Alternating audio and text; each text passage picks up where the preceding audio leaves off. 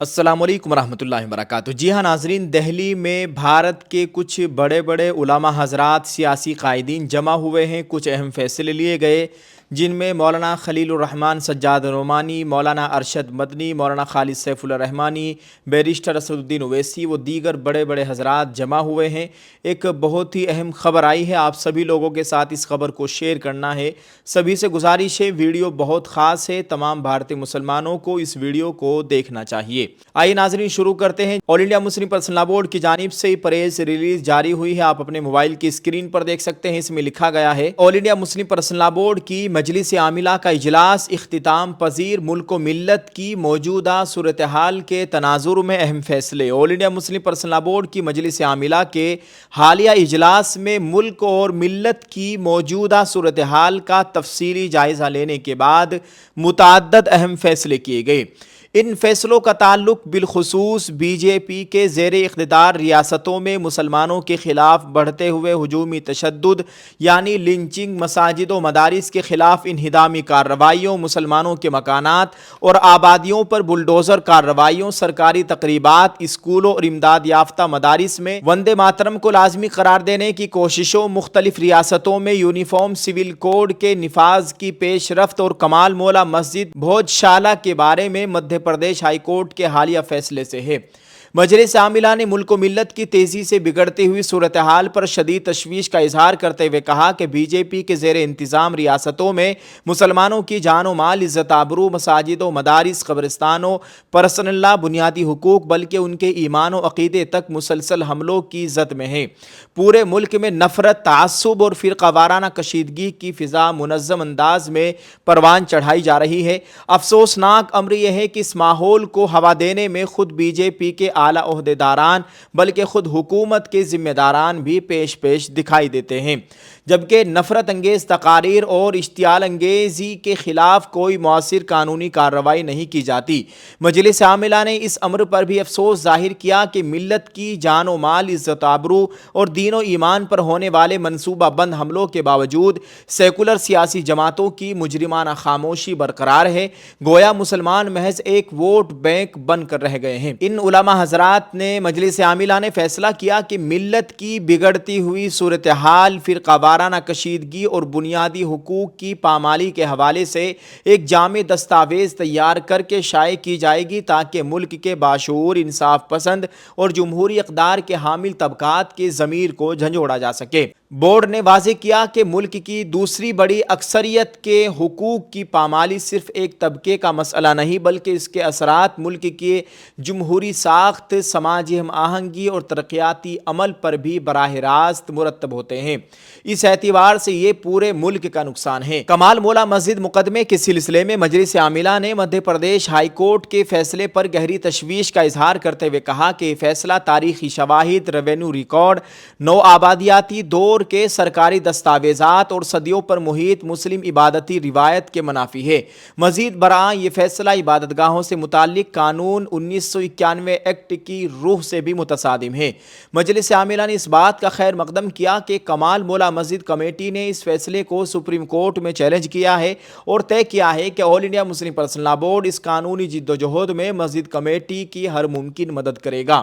مجلس عاملہ نے وندے ماترم کو لازمی قرار دینے کی کوششوں کو دستور ہند کی دفعہ 25 سے متصادم قرار دیا۔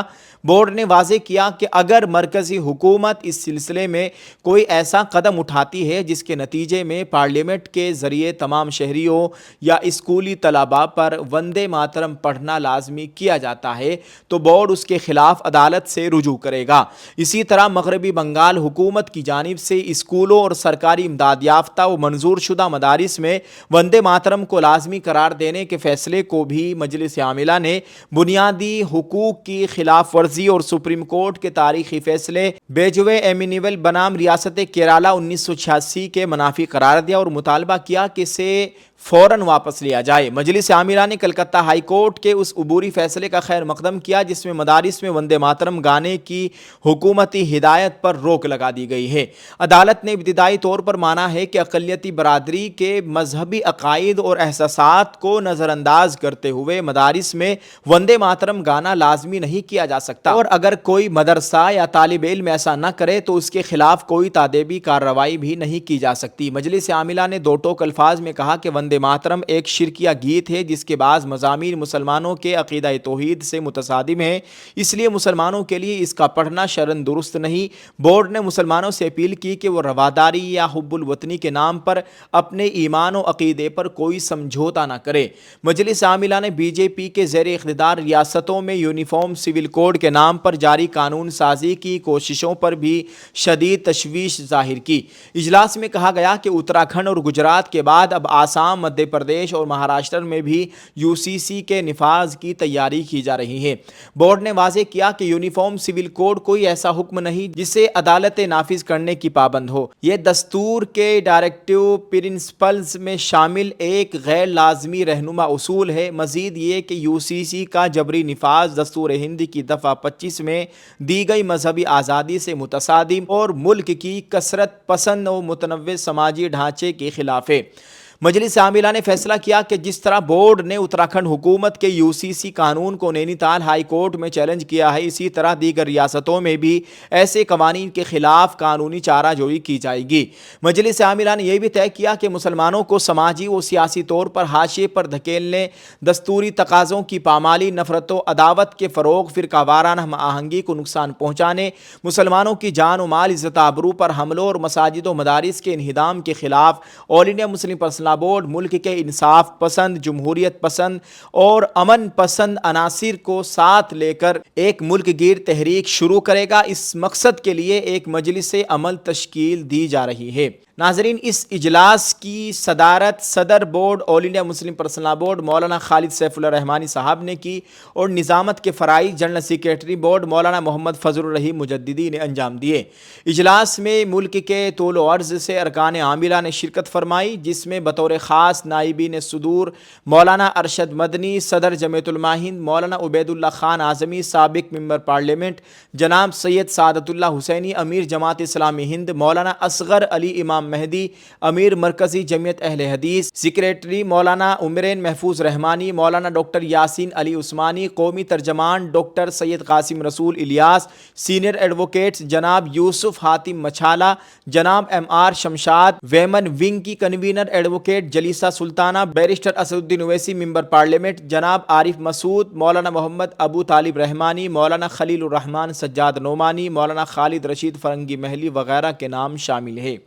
ان تمام حضرات نے جن کے نام آپ کے سامنے پیش کیے ہیں، سبھی نے اس پروگرام میں، اس اہم میٹنگ میں شرکت کی ہے اور یہ تمام فیصلے لیے گئے ہیں جو آپ حضرات کے سامنے پیش کر دیے ہیں۔ آپ اس تعلق سے ناظرین کیا کہنا چاہیں گے؟ ویڈیو کے کمنٹ میں اپنی رائے ضرور پیش کریں، اس ویڈیو کو شیئر کرتے جائیں۔ شکریہ۔ السلام علیکم ورحمۃ اللہ وبرکاتہ۔